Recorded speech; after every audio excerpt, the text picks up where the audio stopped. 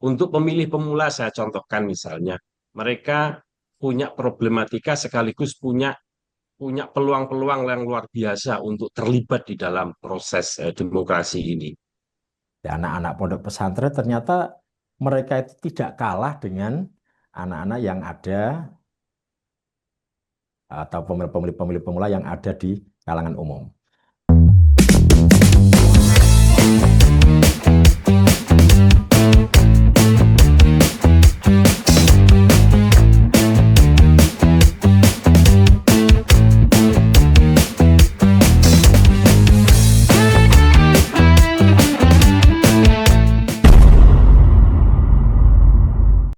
Hai teman pemilih, apa kabar hari ini? Semoga selalu sehat ya. Senang sekali saya bisa menjumpai kembali teman pemilih untuk memberikan informasi terkait dengan pemilu, pemilihan maupun informasi penting lainnya yang tentunya sangat menarik untuk kita ikuti. Jumpa lagi bersama saya Nunung di podcast KPU Jateng.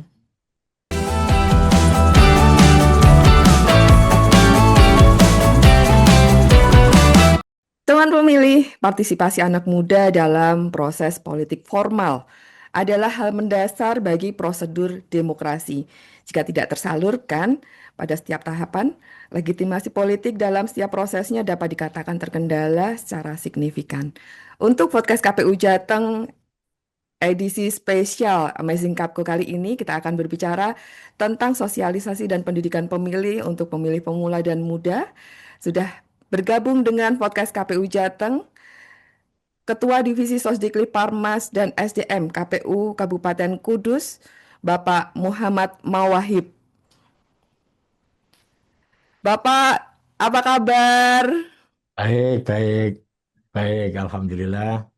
Terima kasih. Terima kasih sudah bergabung bersama dengan studio podcast KPU Jateng. Tentunya kami berharap Bapak akan memberikan berbagi dengan teman pemilih nantinya. Boleh disapa dulu Bapak teman pemilih?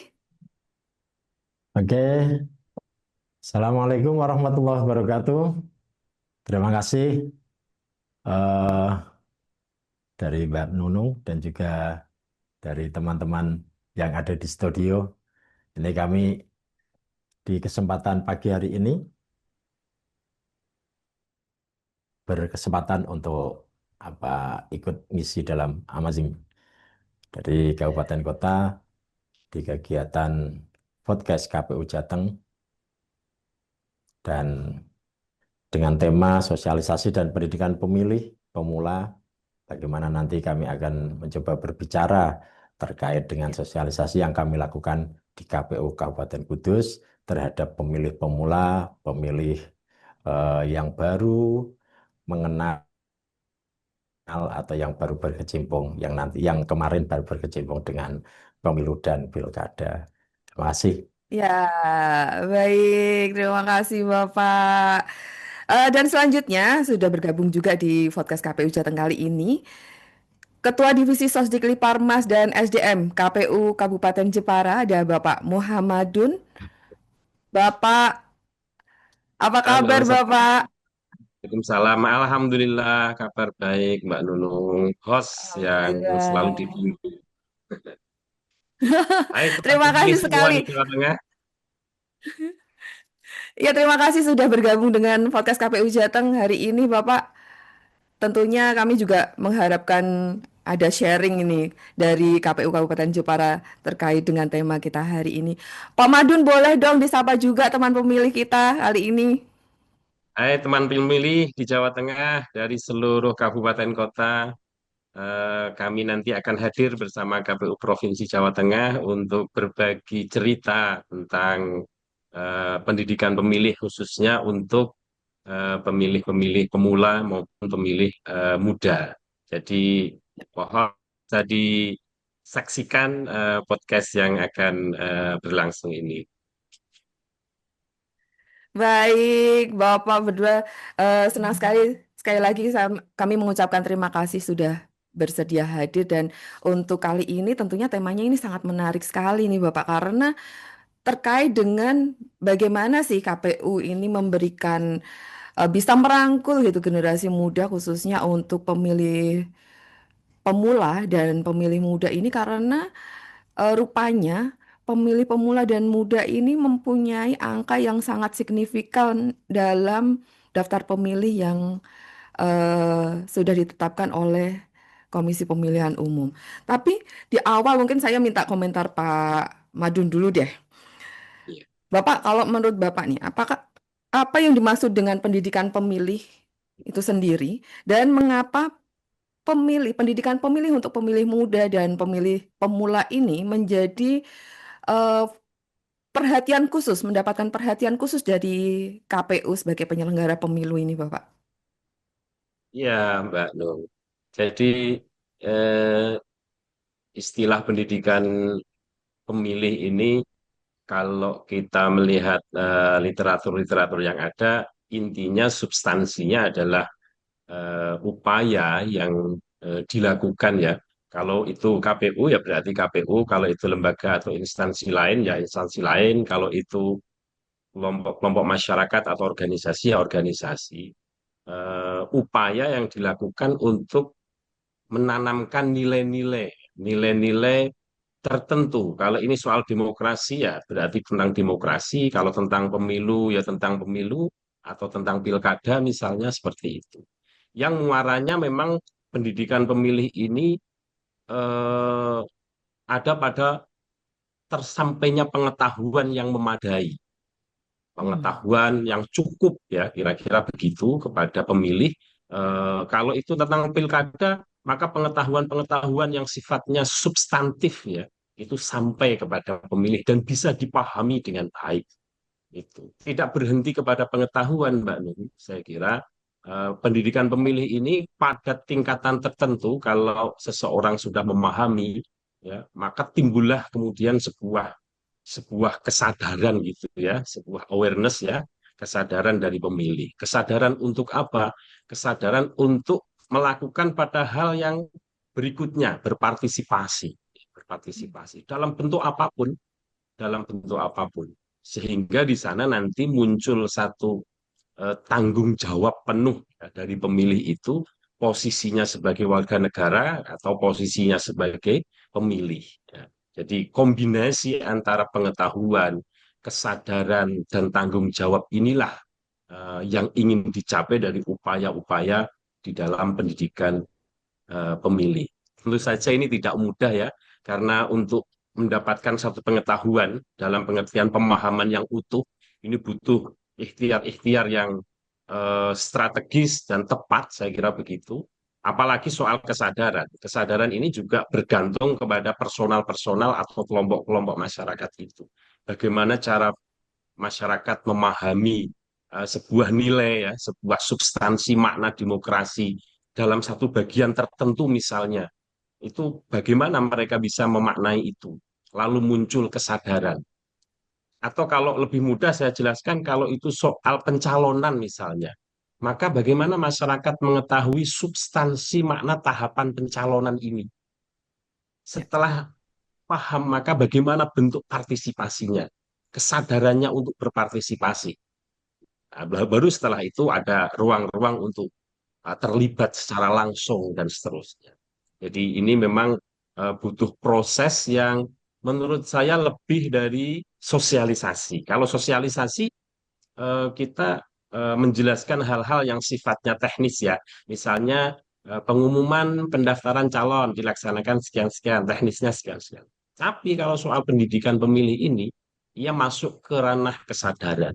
Sehingga lebih kepada pemilih itu sendiri bagaimana muncul rasa tanggung jawab. Saya kira itu Betul. Mbak Nunung penjelasan singkatnya. Ya, dengan apa yang disampaikan oleh KPU, tentunya teman pemilih, khususnya untuk pemilih pemula dan pemilih muda ini, bisa muncul kesadaran, sadar akan Ya, tanggung jawabnya, dan nantinya tentunya untuk partisipasi langsung ya. kepada fokus ke tahapan yang sedang berlangsung ya, Bapak. Iya, iya, iya. eh untuk yang sudah dilakukan oleh KPU, fokus kepada salah satu segmen yang digagas oleh KPU yang di menjadi perhatian khusus KPU adalah pemilih pemula ini sendiri. Kalau menurut Bapak, kenapa pemilih pemula ini menjadi perhatian khusus, Bapak? Ya, kalau dari sisi tinjauan kuantitas ya, Mbak ya, eh, ia menemukan signifikansinya. Karena kalau kita melihat nih, ini contoh Jepara, nanti Jateng bisa juga dilihat secara luas di Jawa Tengah. Di Jepara saja misalnya di angka daftar pemilih tetapnya ya, DPT-nya itu kan 919.276. Dari jumlah pemilih ini yang usianya generasi Z ya, generasi Z itu ya 17 kira-kira lah sampai sampai di 27 tahun. Itu jumlahnya 24% lebih atau 216-an ribu. Ya, dari 919.000 sekian, 216 ribunya itu sudah anak-anak generasi Z, anak-anak muda. Ini berbeda dengan misalnya pemilu 2019. Jadi angkanya memang jauh lebih lebih tinggi yang sekarang. Artinya naik itu secara jumlah. Ini kalau diakumulasi misalnya dengan pemilih muda, milenial sebut saja begitu ya, kakaknya generasi Z ya, yang sudah punya pengalaman sekali atau dua kali pemilihan, entah itu di pemilu maupun pilkada. Jumlahnya lebih besar lagi. Karena untuk generasi Ya. milenial ini Jepara saja itu sudah 304 ribu. Itu di luar 216 ribu yang generasi Z tadi. Artinya kalau diakumulasi itu sudah hampir hampir 60% dari total jumlah pemilih. Nah, ini betapa strategisnya positioning pemilih pemula maupun pemilih muda dalam konteks apa ya demografinya pemilih gitulah ya. Pemilih kira-kira begitu. Posisinya tinggi sekali. Sedangkan Hmm.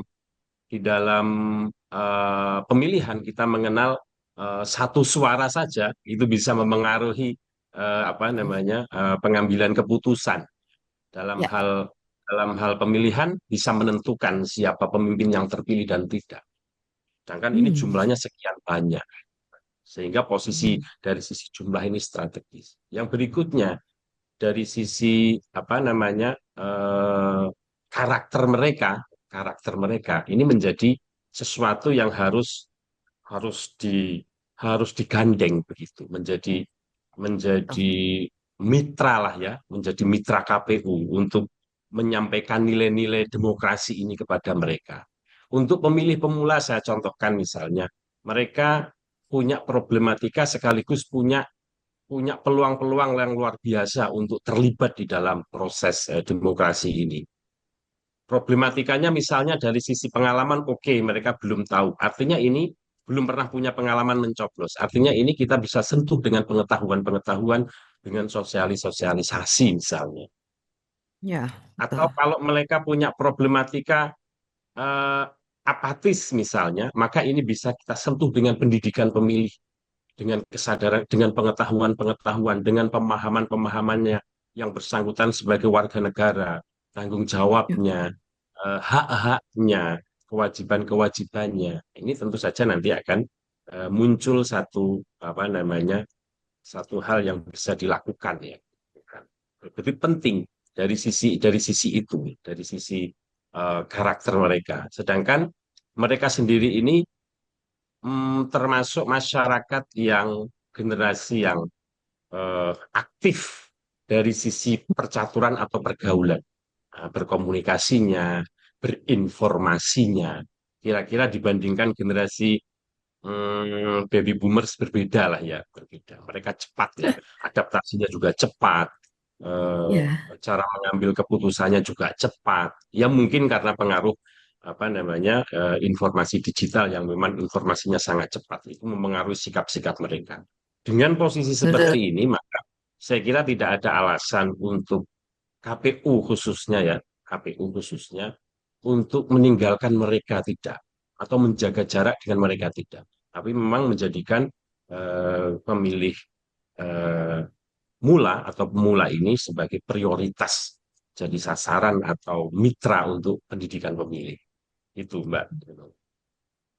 Baik, pemilih pemula dan pemilih muda ini kan salah satu eh, segmen pemilih yang punya pemikiran yang kritis. Pak Mawahib, mohon tanggapannya. Sebenarnya apa yang harus dilakukan oleh KPU untuk memberikan keyakinan kepada para pemilih pemula dan muda ini, Bapak, untuk pelaksanaan tahapan pemilu khususnya? Terima kasih, Mbak Nunung. Di kami untuk di KPU Kabupaten Kudus dalam konteks kemarin kita sosialisasi pemilu dan pemilihan, kita target banyak sekali, tapi memang Hmm. kebanyakan kita ada di pemilu pemula, pemilih pemula. Yes. Bilanglah kalau ada yang bilang pemilih muda, karena Ya. itu tadi seperti yang sudah disampaikan oleh Mas Madun, teman-teman pemilih pemula ini anak-anak yang inovatif, bukan hanya aktif tapi juga inovatif gitu. Inovasinya lebih melebihi dari kita-kita yang sudah generasi lama kan gitu. Sehingga kita harus harus menggandeng mereka. Nah, banyak cara yang sudah kami lakukan di situ adalah melibatkan teman-teman itu, melibatkan eh, pemilih-pemilih muda itu dengan berbagai eh, berbagai kegiatan, juga dengan aktivitasnya apa yang dia sukai. Kalau yang komunitas-komunitas sekolah seperti yang anak-anak SMA, SMK, berarti komunitasnya di SMA itu apa? Kalau kemarin kami sempat menjaring di tingkat pesantren juga, di anak-anak pondok pesantren ternyata mereka itu tidak kalah dengan anak-anak yang ada atau pemilih-pemilih pemula yang ada di kalangan umum.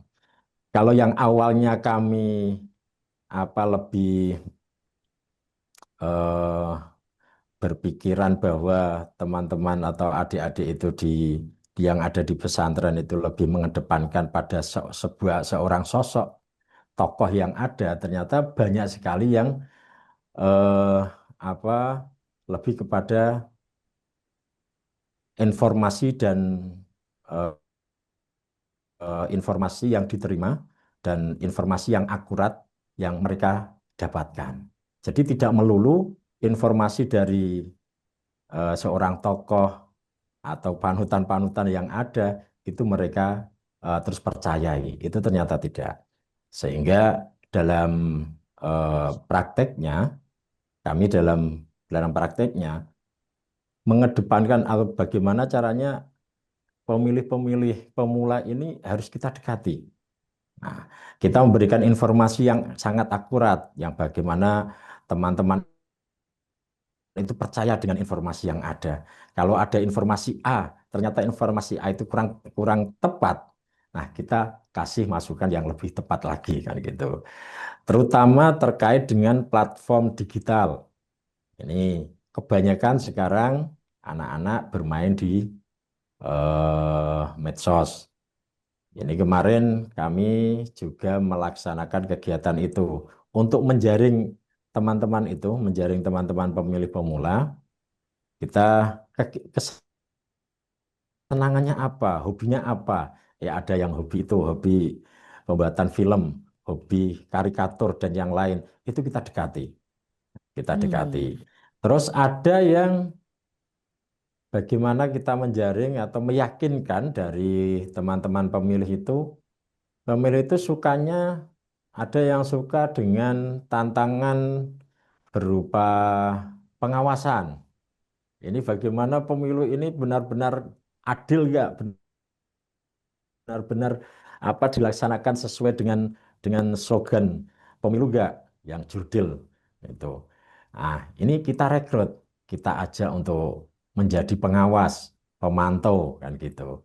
Kemarin di pemilihan ini ada 3 pemantau, kalau di Kudus ada 4, yang 3 itu dari mahasiswa. Ini dari kelompok-kelompok Hmm. mahasiswa. Alhamdulillah berarti ini menurut kami sedikit keberhasilan yang yang kami gaungkan kemarin kepada teman-teman mahasiswa utamanya dan juga teman-teman di tingkat SMA SMK. Tapi tidak Hmm. melulu kita menjaring pemilih pemula atau meyakinkan pemilih pemula itu di tingkat SMA, SMK, terus universitas tidak. Tapi ternyata banyak banget pemilih-pemilih pemula yang notabene di luar itu atau masyarakat luas. Nah, ini yang sedikit kesulitan. Mereka eh, lebih banyak pada pemilih praktis yang sudah terkontaminasi. Tapi Hmm. mereka akan lebih percaya ini, mereka masih menggunakan kepercayaan apa ya? Kepercayaan ketokohan atau kepemimpinan. Nah, ini pemimpin-pemimpin mereka kita dekati. Kita Ya. yakinkan kepada satu sosok, dua sosok yang ada di wilayah itu untuk memberikan gambaran apa itu pemilu, apa itu pemilihan, pentingnya apa untuk kita, nanti manfaatnya apa untuk wilayah kita. Kalau tidak wilayah kita, bagaimana untuk negara kita? Dan di komunitas-komunitas itu juga kita sisir karena memang seperti data yang sudah disampaikan oleh Mas Madun itu tidak jauh beda dengan Kabupaten Kudus. Kalau kita DPT-nya lebih sedikit. Kalau di Jepara itu kan sampai 900.000. Kalau di Kudus ya sekitar 600.000 itu. Tapi hampir 40%-nya itu pemilih pemula yang baru ini, yang baru menggunakan hak pilihnya di pemilihan utamanya, di pemilihan kemarin di bulan November itu hampir 40% baru menggunakan haknya karena kemarin-kemarin belum merasakan Ya, atmosfer pemilihan. Kemarin belum ya, merasakan. keterlibatan langsung berarti keterlibatan langsung pemilih kita dorong, Iya, kemudian masuk ke kelompok-kelompok masyarakat atau para pemilih pemula ini menjadi salah satu upaya yang sudah dilakukan oleh KPU untuk meyakinkan begitu ya Bapak ya. iya, betul. Kalau di KPU Kabupaten Kudus yang sudah dilakukan pada saat pemilu maupun pemilihan di 2024 mungkin boleh diceritakan Bapak apa saja aktivitasnya atau kegiatan yang menarik yang mungkin bisa berkesan untuk teman pemilih khususnya untuk pemilih pemula dan muda ini. Ya, terima kasih mungkin untuk kegiatan-kegiatan kemarin tidak jauh beda dengan teman-teman yang lain. Cuman kita punya Hmm. strategi sendiri, terutama Ya. strategi pada pemilih-pemilih pemula. Jadi kita mengadakan berbagai kegiatan. Itu tidak hanya kita menyasar pada satu komunitas, dua komunitas atau beberapa tidak, tapi banyak komunitas yang harus kita sasar. Ada Ya. di komunitas santri, ada di komunitas apa namanya pelajar utamanya, dan juga ada di komunitas umum. Yang paling mengesankan saya itu pada waktu kita ada di komunitas ya kalau Samin ini, karena kecil di Oh. Kabupaten Kudus, ya kecil di Kabupaten Kudus, hanya beberapa dan itu dari dari perkumpulan dari beberapa desa yang apa namanya tempat atau sekretariatnya itu yang terbesar di Kecamatan Undaan kalau di kami. Ini banyak sekali apa masukan-masukan pada waktu kita komunikasi ke sana, pada waktu kita diskusi ke sana. Ini banyak sekali masukan-masukan dan bagaimana antusiasnya pemilih apa masyarakat Samin itu juga pemilih-pemilih yang muda-muda, anak-anak yang muda yang kalau dulu di kelompok Samin itu lebih apa ya terkenalnya kan tidak terpelajar. Tapi sekarang banyak yang terpelajar ternyata kan gitu. Kita kagetnya di situ. Hmm. Banyak yang sudah sekolah, banyak yang punya Ya. pendidikan. Walaupun kebanyakan juga cah nom-nomnya atau anak-anak mudanya itu lebih pada pendidikan yang non formal ini, pendidikan yang non formal. Hmm. Tapi yang pendidikan Jadi lebih formalnya, ke yang sekolah di formal itu juga banyak. Ini sekolah di hmm. formal juga banyak. Terus ada lomba yang kami untuk menggait apa komunitas yang suka film. suka film. Kita mengadakan Betul. lomba bagi komunitas yang suka film. Nah, ini kita adakan apa di tingkat khusus pelajar, tingkat pelajar, baik itu di sekolah maupun di pesantren. Kita untuk mengadakan itu. Jadi kita adakan khusus untuk pemilih pemula pembuatan film terkait dengan eh, peran serta masyarakat dalam pemilu. Nah, Ya, dan ini ditentukan dengan ini ya Bapak, apa namanya, eh, disesuaikan dengan keinginan atau minat bakatnya para pemilih pemula di KPU Kabupaten Kudus gitu, di wilayah iya, Kudus sendiri. iya, kita sesuaikan dengan minat dan bakatnya teman-teman itu, teman-teman itu. Ya, Nah, ya. di sosialisasi kemarin atau dalam penjaringan kami, memang kami juga melakukan kerjasama dengan eh, universitas kampus, sehingga pada waktu pemilu dan pemilihan kemarin, pada saat kalau dulu ya ospek atau sekarang apa ya bahasanya itu, kita masuk ke situ. Kita masuk di kegiatan ospek. Karena ternyata setelah kita masuk, semua mahasiswa di situ rata-rata baru mau menikmati atau baru mau mengikuti kegiatan pemilu dan Hmm, kegiatan pemilihan. Ini ya, ya. karena memang yang masuk di rata-rata, terutama yang masuk di ospek itu kan baru di tahun apa, baru umur antara 17 18 itu 17 Ini delapan di belas tahun. 2024 apa baru aja dilaksanakan oleh KPU Kudus, Bapak? 2024 Oh, di 2024 kemarin. 2024. Ya, Pas lagi rame-ramenya pas musim lagi rame-ramenya musim kampanye, sosialisasi. Iya, sosialisasi dan yang lain sebagainya. betul. Ini Pas sedang gongnya tahapan dong. iya pas tahapan itu. Iya, Kalau betul, betul. pas tahapan itu kita masuk dengan apa namanya, kita kalau di ospek, kita masuk pas pada waktu ospek, kita masuk di kegiatan ospek. Pada waktu kita Hmm. ke sekolah, kita targetnya di kegiatan P5. Kita targetnya di Oh, baik. kegiatan P5. Dan juga pendampingan kegiatan pemilihan OSIS Perkatos kalau di mana Hmm. di Kabupaten Ya. Kudus itu. Nah, kegiatan Kalau itu di ternyata Kudus sampai sudah sekarang ini, masih. oh masih berlangsung juga ininya Bapak Iya. sampai Jadi tidak Hmm. tidak melulu tidak melulu apa?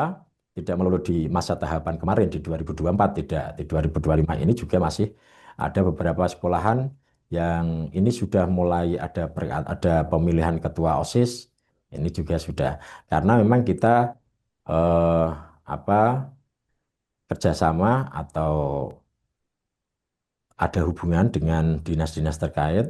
Kalau di Kemenak, kalau di tingkat aliyah, kita memang sudah komunikasi dengan Kemenak. Ya, Dan untuk tingkat SMK SMA, ini karena harus dan ke dinas dinas di pendidikan. wilayah ya, di wilayah, dan Ya, itu tidak di Kudus, kita hanya individu, kenal dengan hmm, kepalanya, kenal dengan gurunya, kita tawari, yuk, ya, ayo, tawari hubungan gitu. hubungan personal juga akan membantu ya Tapi Bapak. juga ada yang inisiatif dari pihak sekolah itu sendiri. Oh, Itu. baik, baik. Saya juga pengen tahu, mungkin teman pemilih juga pengen mendengar ceritanya kalau di Jepara. Strategi apa yang sudah dilakukan pada saat pemilu 2024, baik pemilu maupun pemilihan kemarin? Strategi dan inovasi yang ada di Jepara apa, Pak Madun?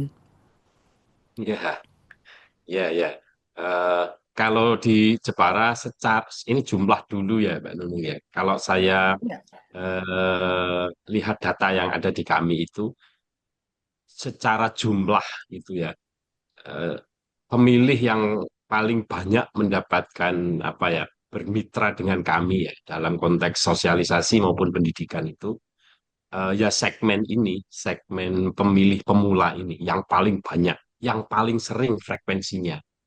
meskipun tanpa meninggalkan segmen-segmen yang lain, misalnya disabilitas, perempuan, dan seterusnya.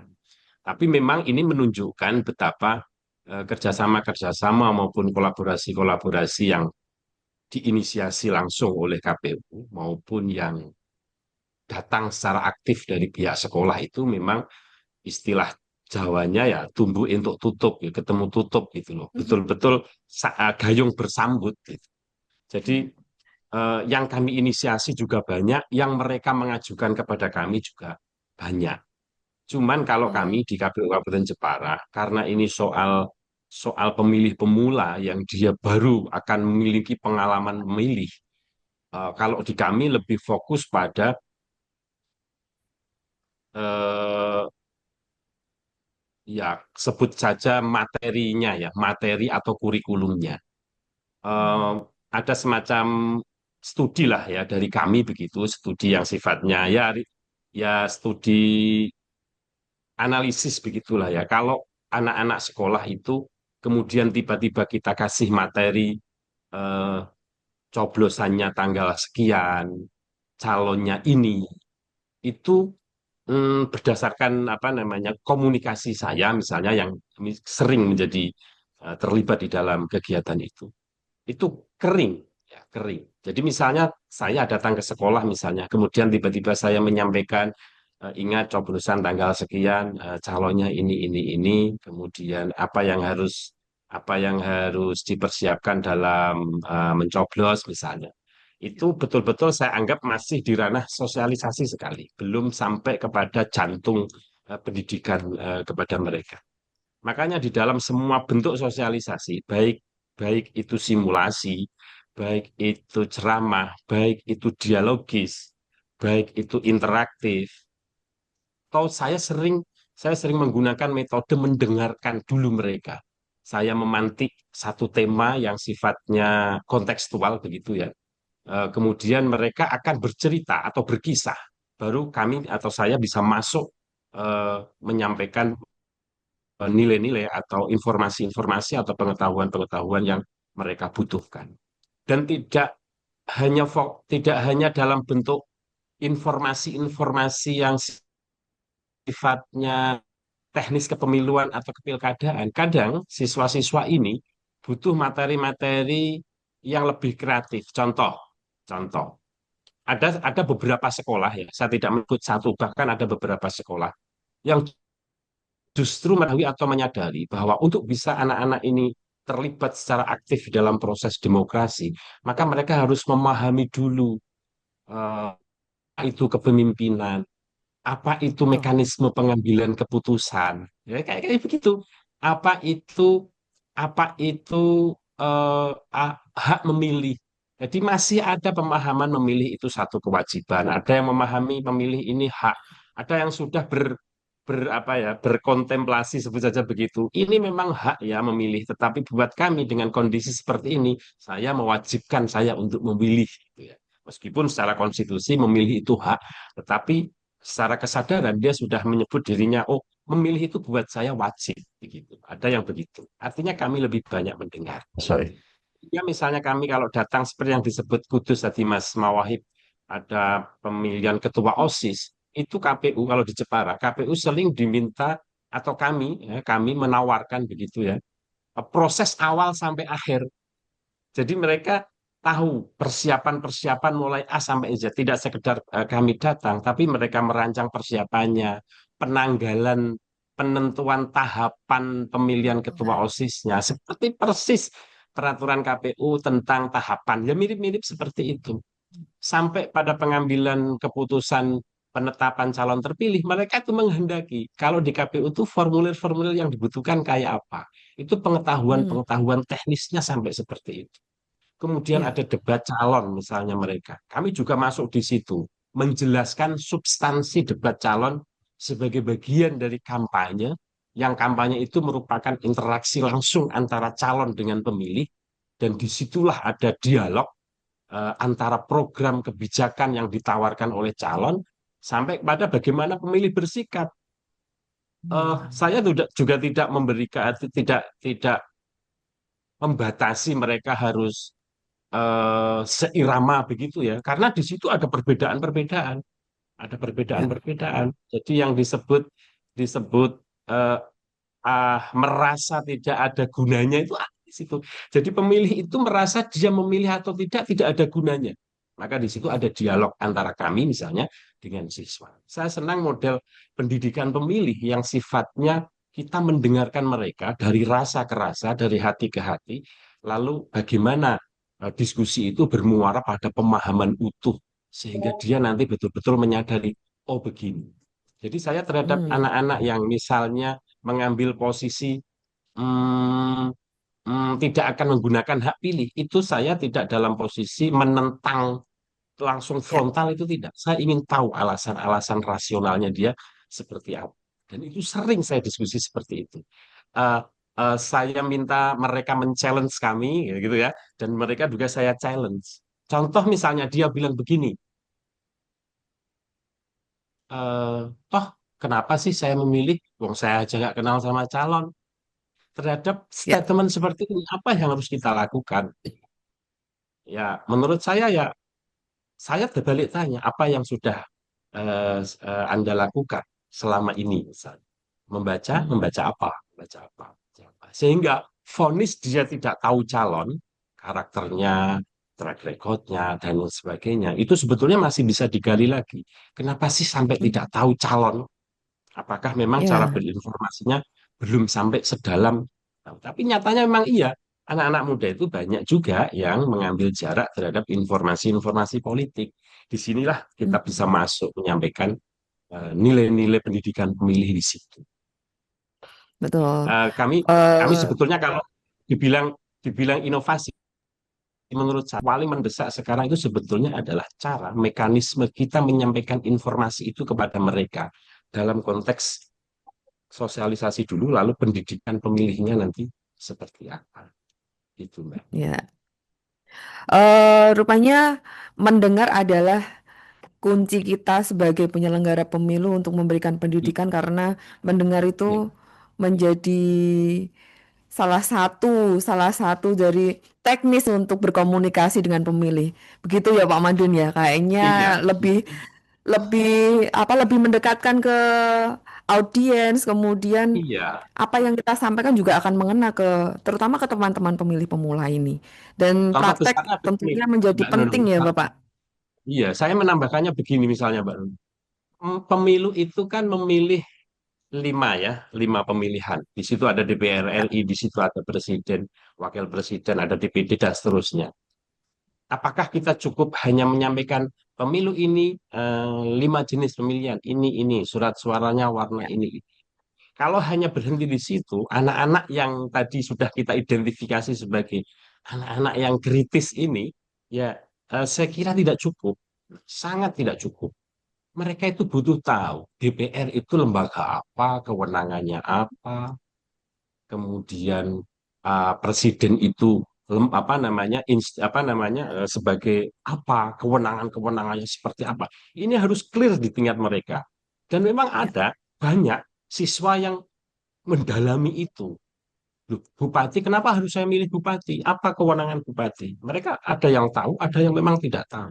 Disinilah ruang pendidikan pemilih itu memang penting. Makanya kalau di kami ya, bahwa kerjasama-kerjasama dengan banyak pihak itu penting, kolaborasi-kolaborasi itu penting, kemudian inovasi-inovasi melalui media sosial itu juga penting. Tetapi ada yang Ya. juga tidak kalah penting adalah eh, menemukan model dialog yang pas, komunikasi yang pas dengan mereka. Dengan apa? Kita Betul. perlu juga memperbaiki kurikulum-kurikulum pendidikan pemilih kita. Karena prinsip pendidikan pemilih itu kontekstual gitu loh. Jadi kalau nggak kontekstual, kita ada punya potensi uh, diabaikan atau ignore ya. Mereka akan ignore, mereka akan mengabaikan kita. Dianggap sebagai informasi sambil lalu atau yang serendah-rendahnya tidak menarik begitu ya, tidak menarik. Itu. Ya. Baik, sudah sangat banyak ini tadi yang disampaikan oleh Pak Mawahib dan Pak Madun. Kayaknya tetap kurang waktu kalau kita harus dibahas di sini. Maka dari itu kami berharap kami bisa menghadirkan Bapak berdua untuk membahas hal ini semakin lengkap lagi nanti di studio podcast offline di Veteran, Bapak. Lain waktu Siap, kita akan siap. menyambung kembali materi yang sama, mungkin akan lebih menarik lagi yang bisa di sharing ke teman pemilih. Pak Madun, Pak Wahyu, terima kasih Siap. sekali. Kembali kami Ya. ucapkan atas kesediaan hadir pada podcast KPU Jateng khususnya untuk edisi Amazing Cupco kali ini.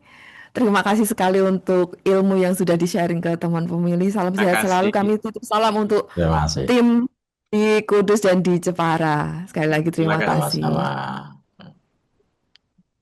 Ya teman pemilih, demikian tadi bincang-bincang kita dengan Ketua Sosdikli Parmas KPU Kabupaten Jepara dan Ketua Divisi Sosdikli Parmas dan SDM KPU Kabupaten Kudus pada edisi spesial Amazing Cupco yang mengangkat tema terkait dengan pendidikan pemilih untuk pemilih pemula dan pemilih muda. Terima kasih sudah selalu mendukung KPU Provinsi Jawa Tengah dengan mengikuti media sosial KPU Provinsi Jawa Tengah. Jumpa lagi dengan saya Nunung di podcast KPU Jateng episode selanjutnya. Podcast KPU Jateng Terupdate, terupdate, Terupdate, bersuara bersuara bersuara kepemilian. kepemiluan. kepemiluan.